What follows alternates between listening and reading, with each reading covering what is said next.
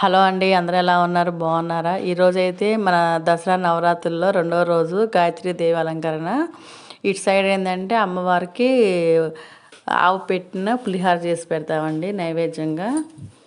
ఈరోజైతే పూజ అయితే చాలా బాగా జరిగింది. నాకు అమ్మ కరుణ దక్కిందండి. నేను వీడియో తీద్దాం అనుకున్నాను, ఫోన్ ఆన్లో ఉందనుకున్నాను, చూసుకోలేదు. ఫోన్ ఆన్లో లేదు, ఆఫ్ చేసింది వీడియో.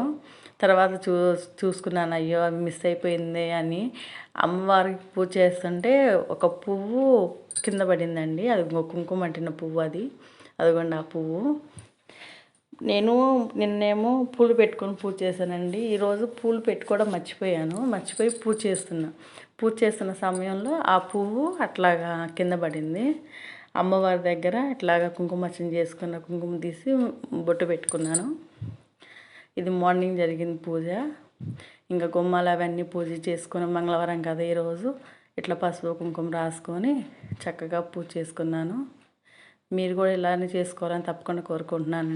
ఈ వీడియో వచ్చేసి ఈవినింగ్ తీసిన వీడియో అండి. ఈవినింగ్ రోజు అమ్మవారికి ఇట్లా కుంకుమార్చన చేసుకొని ప్రసాదం కింద అరటిపండు పెట్టేశానండి.